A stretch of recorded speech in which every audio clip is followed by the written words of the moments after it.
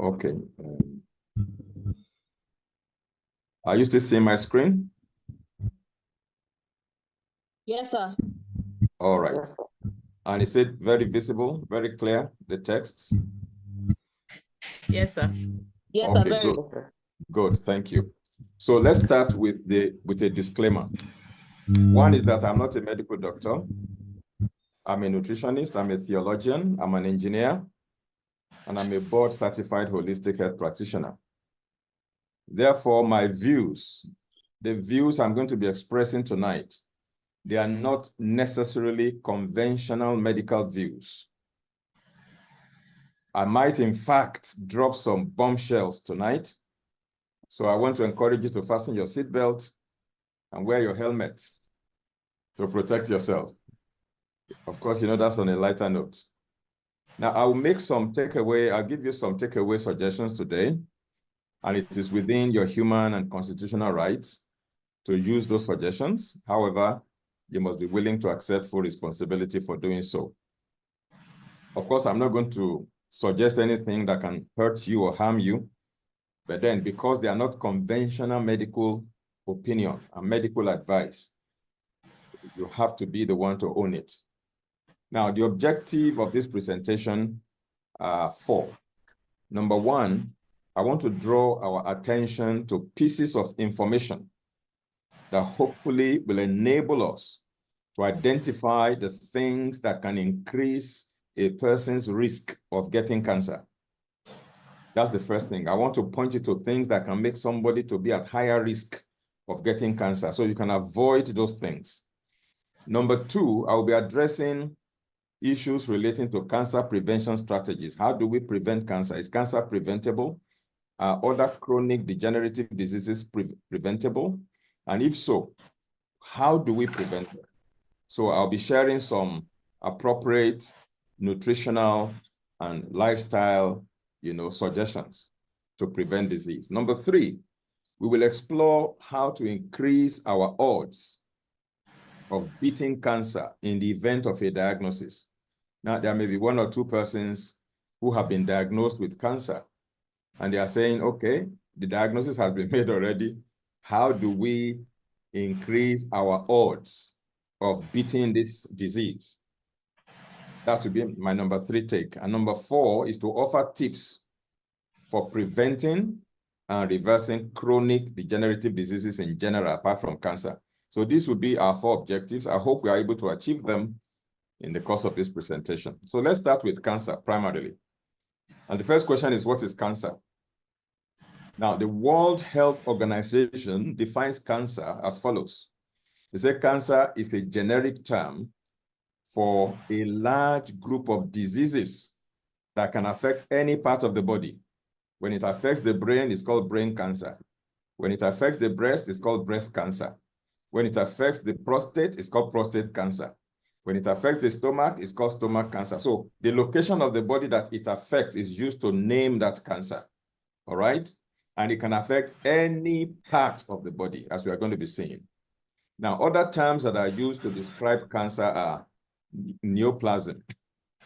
If you see medical write-ups and medical reports, when they don't want the patient to know that he or she has cancer, they can use words like neoplasm or malignancy, just so that the uninitiated cannot guess what they are talking about. They'll be speaking over your head because they don't want to scare you. All right? Now, tumors can also exist in the body that are not necessarily cancer.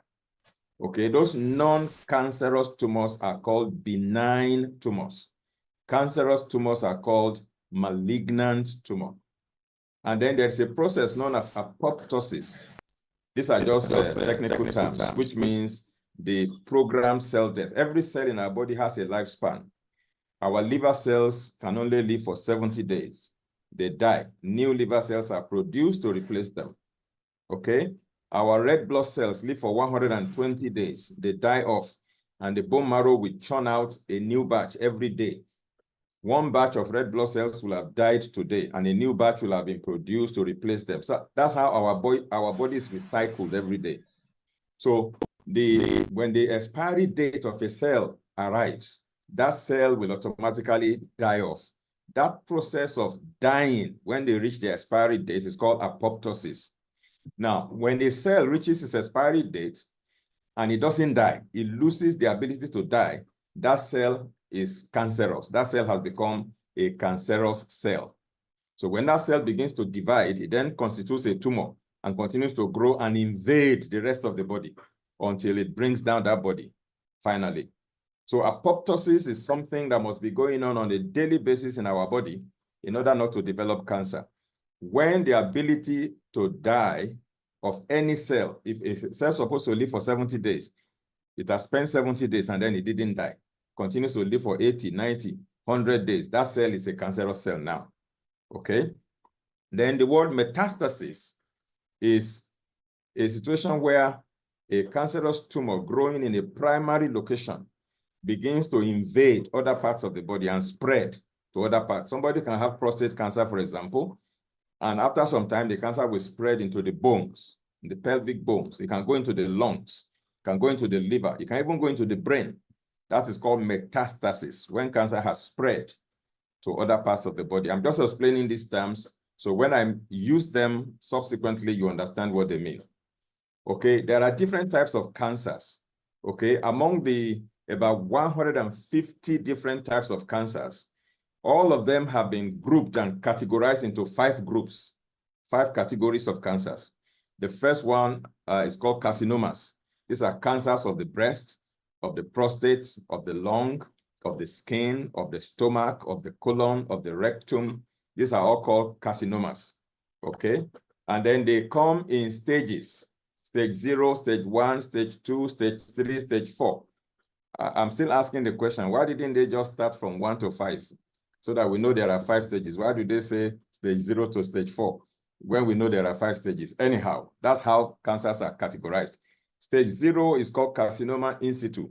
In other words, it's just small, tiny, little growth somewhere that may not even be palpable. Even if you feel it, you can't feel it. Okay, if it's in the breast, you can palpate the breast, you can touch it, you won't feel it because it's still at stage 0. It's called carcinoma in situ. Then as it continues to grow and grow, it gets to stage 1, and then it gets to stage 2, then it gets to stage 3. By the time it gets to stage 3, it's already invading neighboring tissues. When it gets to stage 4, it has migrated to a distant location. Maybe it has moved from the breast, it has gone into the liver, it has gone into the lungs. That is when it has reached stage 4, and that is called the end stage. Now, when cancer is still at stage 0 or stage 1 or stage 2, it's a lot easier to deal with and get rid of it than when it is allowed to linger and continue to stages 3 and 4. It becomes more challenging. Now, it is not necessarily impossible to reverse at that stage, but it becomes more challenging to reverse. And then it becomes a 50-50 case at that stage. And that's one of the reasons it becomes important for us not to let things lie low, not to take things for granted, to be very proactive. Whenever we see anything, we must begin to do something quickly so that it's a lot easier for us to deal with. Now, so the first category of cancers are called carcinomas. The second category are called sarcomas. These are cancers of the bones and of the cartilage and what have you. Okay, so the cancer of the bone, for example, is called osteosarcoma. And then we have leukemias. These are what I call liquid cancers, cancer of the blood. That's leukemia.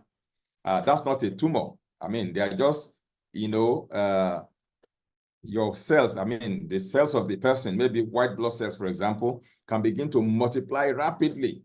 And then it goes out of range so high, and everything becomes very abnormal. All right. And then we have lymphomas. These are cancers of the lymph glands of the lymphatic system. Then, of course, we have myelomas, which is cancer that afflicts the plasma cells of our blood.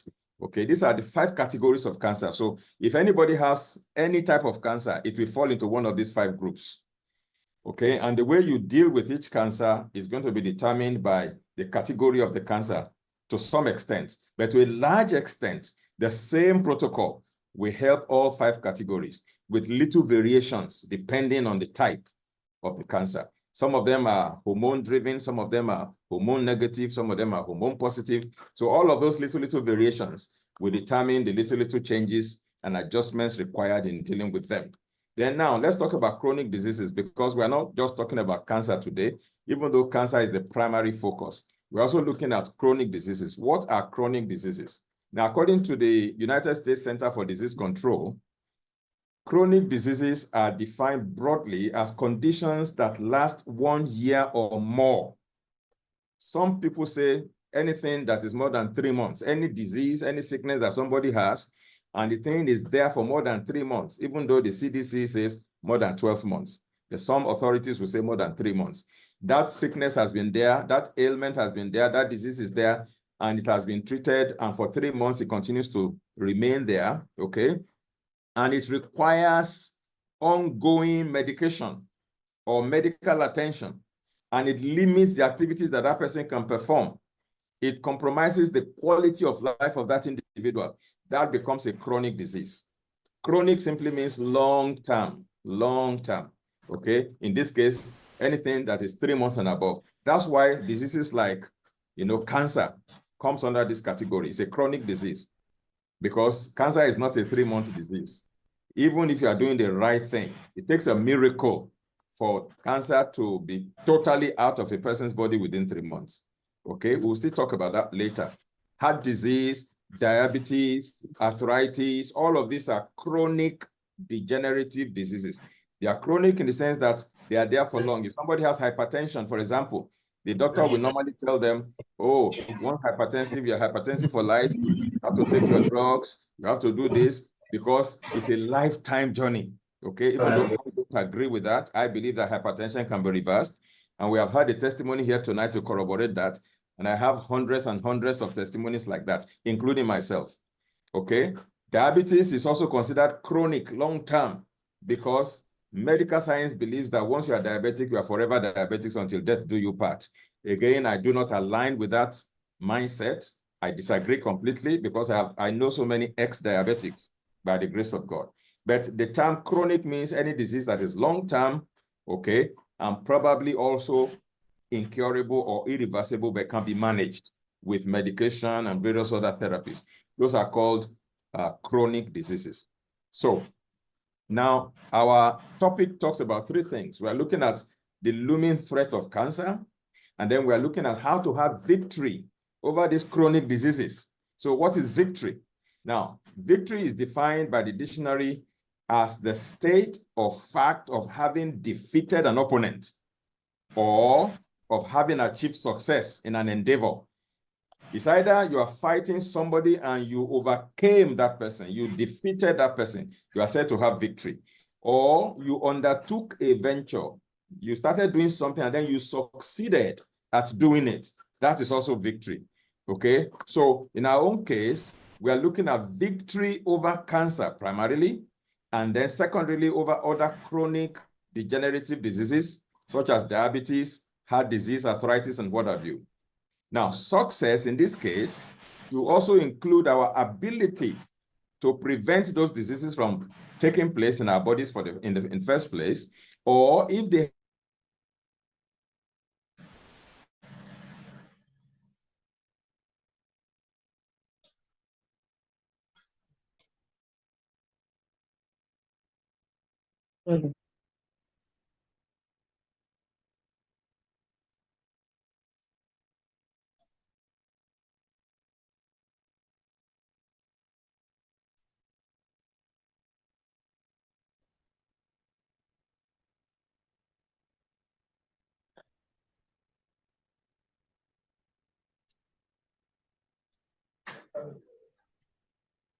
think it's not true. It's not from your end, sorry.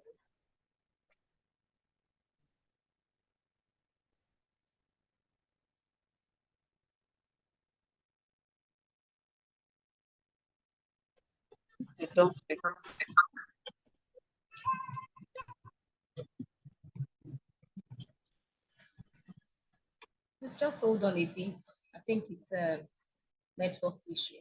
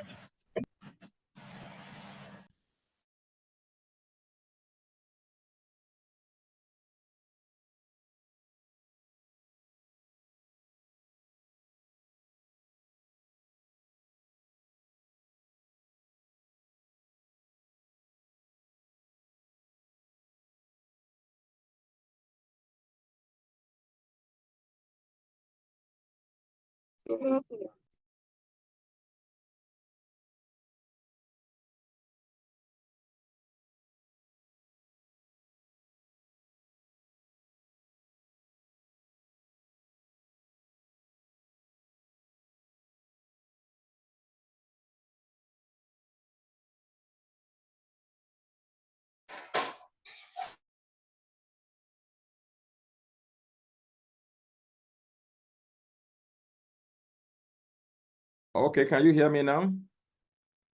Yes, sir, we're good to go, sir. Back to All right. seventy. Sorry, the network threw me out. I came in back and then I just couldn't unmute. It wasn't allowing me to unmute. All right, I was talking about victory, and I've explained what that means. Okay, so let's go on now to my opening scripture, and that is from the Holy Bible. I believe you know I'm a pastor as well. 1 Corinthians 15:57 says, "But thanks be to God who gives us the victory through our Lord Jesus Christ." So the point I'm making here is that victory is possible. Victory over cancer, victory over degenerative diseases, chronic diseases is very much possible. Now, so let's go to cancer primarily now. In the year 1971, that's about 53 years ago, the US president at that time, President Richard Nixon, he was the one that declared war on cancer. And they actually enacted an act. It's called the US National Cancer Act. Now, after more than 5 decades of declaring war on cancer, it is clear that the war is not yet won. In fact, if anything, cancer is more rampant now than at that time. So what is going on? The cancer war, in my view, however, is a winnable war. It's a very much winnable war. The question is, why are we then not winning the cancer war? These are the questions we need to be asking. And so I propose a 4-pronged challenge, 4 reasons why I believe that the cancer war is not being won. Okay? In my view, the following factors have combined to make us lose the cancer war up to this moment. And they have contributed to the worsening cases of cancer around the world. The first one is what I call insincerity on the part of governments. Unfortunately, when you look at so many government policies and actions of government agencies, and I'm not talking about Nigeria alone, I'm talking about governments of nations of the world, particularly the powerful nations of the world.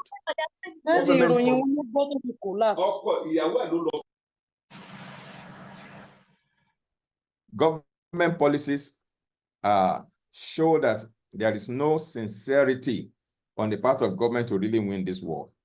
I don't want to go into details of what I mean by that, but if I tell you stories of policies and government actions and initiatives, particularly from government agencies such as CDC, Center for Disease Control, National Institute of Health, and all of that, you will be shocked the kind of things going on there. For me, my conclusion is that if we are sincere and we really want to win this war, we will win it. But you'll find that even when people come up with proposals and suggestions and ideas about how to win the war, they go after them. They hunt them down. They use government power to hunt them down. As if, why do you want to provide a solution? We don't want a solution now. Go away with your solution. That's the kind of thing I hear. Okay? Number 2 reason we have not won the cancer war is because of greed on the part of big pharma. When I say big pharma, we thank God for the pharmaceutical companies. They have produced products that are very helpful, that have saved lives. But because of the business side of things, if a particular drug is a multi-billion-dollar product in the market, and that is the drug they have been using to manage disease. Let's take diabetes, for example. The drugs in the market right now, every drug on the market that is made for diabetes, not one of them all over the world can reverse diabetes. Every medication, pharmaceutical drug available anywhere in the world, not one of those drugs can reverse diabetes. They are only designed to manage diabetes, to keep things under control so that the patient, the diabetic patient, can continue to use those drugs until they die. So which means that if there is a drug that the person can take for 1 month and diabetes is gone, that person is a lost customer. They can't make money from that person anymore. So they have to design it in such a way that the person can be a repeat customer over and over and over for many years to come. Because every customer, every patient cured is a lost customer to the pharmaceutical industry. Therefore, the pharmaceutical industry is not necessarily designing medications to cure chronic diseases, but to manage chronic diseases. And the greed for making money is the reason that research has not been going in the direction of curing these chronic diseases. That's my take. Somebody may disagree with me, but it doesn't matter. But that's what I have seen over the years as I have been dealing with cases and with people and be studying the industry. The third reason we have not won the cancer war and war over other chronic diseases for that matter, hypertension, diabetes, and what have you, is simply because of a lack of collaboration. That's a third reason. Now, what Sister Tosin Ogude is doing here, using food, lifestyle, diet, supplements, and other natural therapies to help people to improve their health. If somebody comes to her now and says, oh, I have this condition, and she begins to help her, and that person goes back to her doctor to tell the doctor what Tabitha is telling her to do, you might just find the doctor will say, look, don't spoil my work. I don't want you to take any of those supplements, this and that and that. It's as if we are fighting.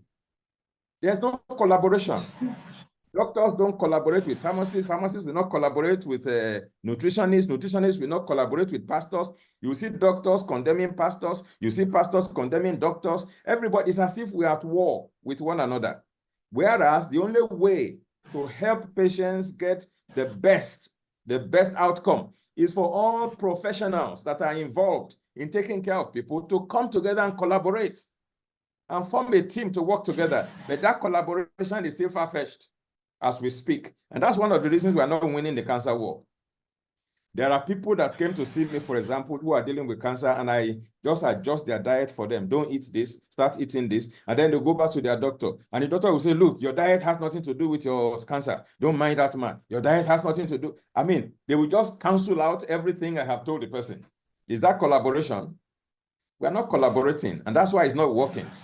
Then you will see some other person will say, don't go to the hospital. These doctors will kill you. No, we don't have to, condemn one another. We don't have to fight one another. We just have to work together, and it will be the best for the patient. Okay? And the fourth reason we're not winning the cancer war is because of ignorance on many aspects of cancer in particular. Ignorance on the part of the general population on the one hand, and ignorance on the part of even caregivers. Okay, for example, a doctor telling the cancer patient, your diet has nothing to do with your cancer. For me, that is the height of ignorance on the part of that professional. How can you say a person's diet has nothing to do with that person's condition? Saying that is a display of ignorance. And some of them display that ignorance very arrogantly too. I call it arrogance in ignorance. So these four reasons are the reason, in my opinion, that's just the summary, why we are not winning the cancer war. And until we address them, the victory may be a little bit distant, all right? But we are getting there by the grace of God. Let me make some preliminary remarks. Now, even though cancer is beatable, yet the current success rate as of today, success rate from orthodox approaches to dealing with cancer or alternative approaches or integrative approaches to dealing with cancer is still not something to cheer about at this moment. Cancer is beatable, but are we beating cancer? Yes, we are beating it a little bit here and there, but we are not getting the kind of results that we should be getting, which is possible. Okay? It's therefore my well-considered opinion that while we continue in our search and our research to find cures for cancer that will give us better outcomes and higher success rates, it is wiser and cheaper for us to also explore the option of cancer prevention more vigorously, because almost all the energy right now is focused on cancer treatment, early detection, and whatever. But what we should be focusing on more is how to prevent it. Okay? Right now, much of the campaign going on out there about early detection, that's all it's all about. When you see World Cancer Day and Breast Cancer Day, that's what everything, the only thing you will keep hearing is early detection, early detection, early detection. Now, early detection is good, okay? Because it obviously improves treatment outcomes at the end of the day, and it enhances success rate. Yet, prevention is far better and cheaper than early detection. Okay. Now, even though regular cancer screening is good, yet it does not prevent cancer. The fact that you are doing mammogram every year to check whether there is a lump in your breast, that mammogram you are doing to detect cancer is not a preventive measure. It cannot prevent cancer. If anything, it can even make you develop cancer because of the radiation that you're exposing your breast to every now and then, because radiation causes cancer. Okay. Cancer screening can only help you to detect it early.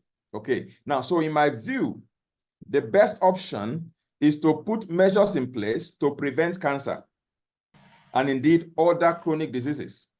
Yes, cancer as well as other chronic degenerative diseases are largely preventable, particularly through nutrition and lifestyle adjustments. That's the point that I want to harp upon very powerfully here today. Okay. Now, one of the most consistent but contradictory messages that I have heard in breast cancer awareness campaign over the years is the statement, early detection is the best prevention. I mean, when I hear that statement, it annoys me. It makes me angry. It's deceptive. How can you say early detection is the best prevention? I beg to disagree. You see, early detection is not the same as prevention, let alone being the best prevention, because it's not even prevention in the first place. Once cancer has been detected, it means that the disease process has already started. That means that it has not been prevented. So early detection means finding cancers that are already present. And that is not prevention. If my knowledge of the English language still serves me well. Okay? To prevent means to do something to stop the disease from starting in the first place. We need to get our definition of terms clearly. If we really want to prevent, let's ask ourselves, what is prevention and what do we do to prevent? Of course, I'm not condemning early detection. I need you to understand me. I'm not saying early detection is not good, but we should not take early detection as the same thing as prevention. Prevention is the number one thing we should be pursuing. Early detection comes a distant second in our scale of things. So on the one hand, it takes an aberrant cell for cancer to develop, for a tumor to develop. And I want you to make the distinction I'm trying to make here, a distinction between the tumor and the terrain of the tumor. All right? Now, when a person is diagnosed with cancer, particularly solid cancers, not leukemia, all right, solid cancers, two things are at stake. There is a tumor in that person's body, and then that person's body is harboring a tumor. There are two different things. The tumor is the tumor, first T1, and then the terrain of the body is T2. Okay, now, so it takes an aberrant cell for a tumor to develop. Now, on the one hand, a cancer-promoting body environment is also required for the tumor to grow. So the tumor cannot survive except the environment is supporting its growth. But when you go for conventional medical treatment, the focus is almost 99% on the tumor. How do we cut it out? How do we burn it out? How do we poison this tumor? How do we get rid of this tumor? Which is good. There's nothing wrong with that. But my grouse is the fact that the terrain of the body is largely neglected. So that's why sometimes you see that if a localized cancer that has not yet spread to other places is successfully surgically removed from the body, you see the surgeon is so happy. We got it all. We got it all. Everything has been taken out. Okay? Because the focus is on the tumor. Once we get rid of the tumor, fine, you are good. And then they say, go. Let's begin to check you. Come back every 3 months, every 6 months. And then 2 years down the road, another tumor begins to grow. They say, oh, the thing has come back. There's a recurrence. Why? Because they only got rid of the tumor. They didn't do anything about the terrain. And the terrain is like the soil. The tumor is like a plant that is growing on the soil. So as you're trying to uproot the plant, you must also change the configuration of the terrain so that it will not support tumor growth in the future.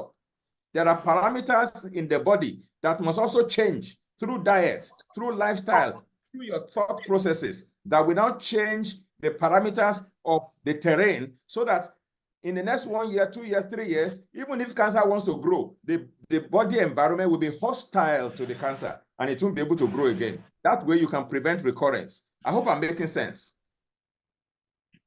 Now, rather than merely scanning the body Yes, sir. to find Yes, sir. where, all right, to find where a tumor is developing in order to surgically remove the tumor or burn it off with radiotherapy or poison it out with chemotherapy, okay?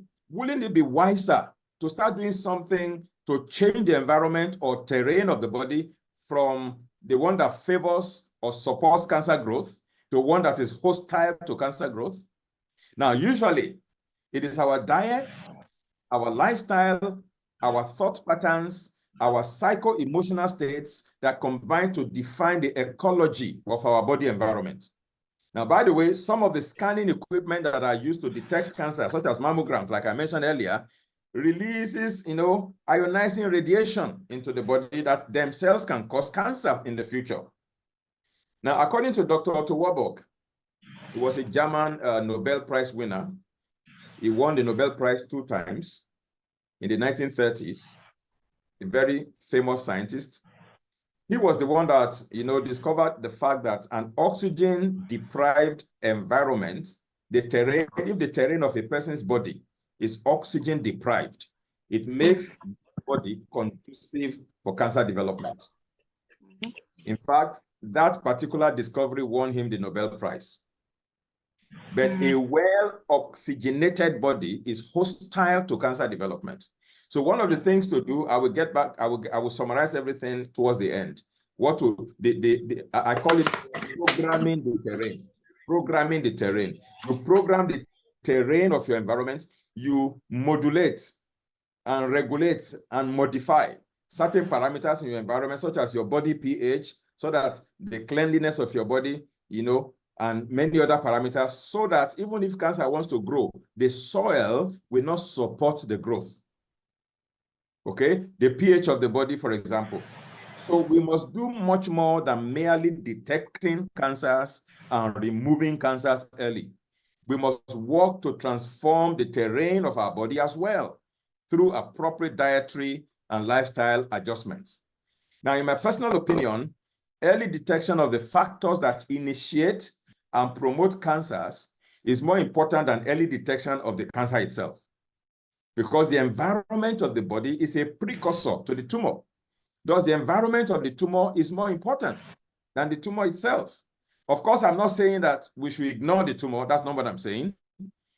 I'm only saying that, the environment should attract our primary and priority attention. Prevention is the best, while early detection and early intervention is only a distant second.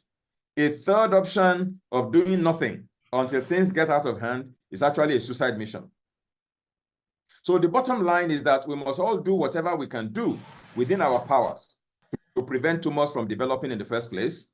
And if any has already developed, we must do everything we can to get rid of the tumor, and at the same time, institute a plan or process to change our body ecology by changing our diet and our lifestyle to transform the terrain of the body. If you didn't hear anything from me so far, just keep remembering tumor and terrain, tumor and terrain. While you are dealing with the tumor, you must be programming the terrain as well.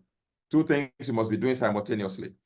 But unfortunately, the primary thing that you see being done in most oncology departments is they are just targeting the tumor, whereas the terrain is even being further devastated. All right? Now, a dirty neighborhood will definitely attract rodents. It will attract flies and other insects, while a clean neighborhood is not attractive to these pests. So in the same way, a dirty, toxic, oxygen-deprived, and immune-compromised body will attract diseases of all sorts, especially cancer. So my answer to the question, are cancers not hereditary diseases? Because some people say, well, you are saying terrain. I mean, what about genes? This thing they say is genetic. The moment you inherit it from your parents, it's there forever. You can't do anything about it. Yeah. Is cancer not a hereditary disease? My answer to this question is both a yes And a careful no. A yes, because some women, for example, are more genetically at higher risk for developing breast cancer than others because they inherited a mutated gene from their parents. You know, the BRCA1 gene, the BRCA1, BRCA2 genes. When a woman inherits those mutated genes from their parents, such women are at higher risk. But it does not mean that they will automatically develop cancer because the genes are non-automatic genes. Non-automatic genes are genes that do not automatically express. They only express when they are triggered. So even though a woman may carry those genes that can predispose her to developing breast cancer, if she does not trigger those genes, they can remain dormant there in her body till she clocks 100 and she will never develop cancer. Okay? Because it's only about 25% of the genes in our body that will express automatically, irrespective of what we do. The remaining 75% of our genes only express when they are triggered. Okay? And those triggers are the things that I have been mentioning about the terrain of the body. So once we understand the dynamics, we are able to do a lot to prevent cancer. Now, whereas we may not be able to do anything about our genetic makeup, it is certain that we can do so much in regulating the environment of our genes. Now, the simple illustration I normally give to people is if you have dry beans at home, uncooked beans, you can put it in a plastic jar and keep it in your deep freezer. And for the next 1 year, it will remain exactly like that.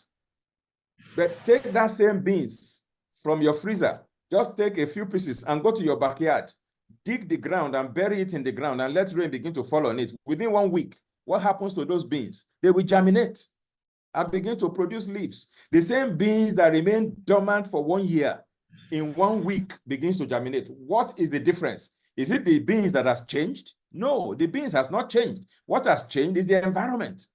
The environment of the freezer is not conducive for those beans to germinate and grow. But when you take it to the soil at your backyard, the environment of the soil is very conducive. It will begin to germinate and produce fruit. It's the same thing with our genes. When your genes are inside your body, if your body is not conducive, those genes will not germinate. They will not express. But once you make your body conducive, and what are the things that make the body conducive? These are the triggers, your hormones. That's why you must balance your hormones. If you have hormonal imbalance, you must balance it. Because most female cancers like breast cancer, ovarian cancer, cancers of the womb, uterine cancers, most of them are driven by hormones, particularly estrogen. So if you have hormonal imbalance, you already have a trigger there. You have a trigger switched on. So do everything to balance your hormones. I don't have enough time to teach how to balance your hormones here, but I'm sure Tabitha is there. They can coach you on how to balance your hormones. Avocado pear, by the way, is a very good fruit for balancing your hormones. Tiger nut is very good for balancing your hormones. Then your immune system is another environmental factor that you need to balance. Now, cancer can only develop in a body that is immunocompromised. When your immunity is weak, that's when cancer develops. When your immunity is strong, cancer cannot develop in your body. The same thing with your pH. When your body is acidic, it's very conducive for cancer. But when your body is well modulated, of course, there are parts of your body that must be acidic, like your gastric juices in your stomach to digest protein, your spinal cord fluid, all of those are acidic. But essentially, the remaining parts of your body must be alkaline. And when your body is in an acidic state, you do your urinalysis, you check your urine, and your urine pH is very low. Your urine pH is 4 point something, 5 point something. Your body is too acidic. And that is a very fertile soil for chronic diseases, especially cancer, to develop. And these are things that are under your control. You can modulate them. You can modulate your hormones. You can modulate your immune system. You can modulate your body pH. Then body oxygenation and oxygen utilization. If your body is oxygen deprived, the terrain becomes conducive for cancer to grow. But when your body is well oxygenated and your cells are utilizing oxygen well, it becomes more difficult for cancer to thrive. Same thing with toxins. When the body is very toxic, all kinds of toxic metals, heavy metals, mercury, lead, cadmium, arsenic, and all of those toxic metals, when they're in the body and other forms of toxins, they make the body very conducive, the terrain very conducive for cancer to thrive. But the moment you start detoxifying, and start removing all these toxins from your body, you make it very difficult for cancer to thrive. Same thing with stress. Same thing with your diet and your lifestyle. And then your physical activities. Are you sedentary or are you active? These are things that help to modulate the environment of the body for cancer prevention and chronic disease prevention. According to the World Health Organization, some statistics here, it is expected that annual cancer cases will rise from 14 million as of 2012 to 22 million per year by the year 2032. So are we winning the cancer war? If the incidence of cancer is increasing for almost doubling between 2012 and 2032, within 20 years, the incidence of cancer per year all over the world is almost doubling. Now, it's estimated that by the year 2025, next year, 15.3 million new cancer cases are expected to be diagnosed each year if the trend continues unabated, unarrested. Now, what causes cancer? What are the causes of cancer? I have explained the terrain, environment. Now, the terrain doesn't cause the cancer, but the terrain can accommodate the cancer and allow the cancer to thrive. Okay, but what are the things that can cause cancer now? Cancer has multiple interacting causes and many interdependent factors. At least 33 different factors are known so far, and there are many of them yet unknown that can cause cancer in various combinations. Now, usually cancer arises from one single cell that becomes, an aberrant cell. And then it continues to transform into a tumor through a multi-stage process, as I mentioned before. Now, in the past 30 years or so, the International Agency on Research for Research on Cancer, which is an arm of the World Health Organization, okay, has evaluated the cancer-causing potential of more than 900 likely candidates. In other words, substances and different things in our environment that can cause cancer. They have looked at about 900 things that can cause cancer. And they have categorized all these 900 into 5 groups. Okay? Any one that they put in group 1 means that it is cancer-causing to humans, it's carcinogenic to humans. No doubt, it has been established. Any carcinogen that is classified as group 1, it can cause cancer. When it is put in group 2A, it is probably carcinogenic to humans. Group 2B, possibly carcinogenic to humans. Group 3, unclassifiable as to whether it can cause cancer in human beings. And then if it is group 4, probably not carcinogenic to humans. Now, changes that lead to cancer are the result of the interaction between a person's genetic factors and then 3 categories of external agents. Now, your genetic makeup is your internal agent that can predispose a person to cancer. And then there are external agents, something coming from outside of your body into your body, and that can cause cancer, okay? Those things that can come from outside into the body to cause cancer, there are 3 categories, okay? The first one are physical carcinogens, then we have chemical carcinogens, then we have biological carcinogens. Now, physical carcinogens are things like ionizing radiation, all the things that are causing radiation in the environment, okay, they can cause cancer. Then chemicals like asbestos, like, toxins, even from moldy granite. If you buy granite from the supermarket, I tell people, please don't buy granite from the supermarket that has been lying on the shelf for the past 9 months, even though the expiry date still remains 3 months. Granite on the shelf for 9 months. It must have developed some mold. You may not see it with your naked eyes, but it's there. Okay, and that mold, if you consume it, it contains a toxin that is known as aflatoxin. Aflatoxin is probably the worst toxin that a person can be exposed to, and it can cause liver cancer.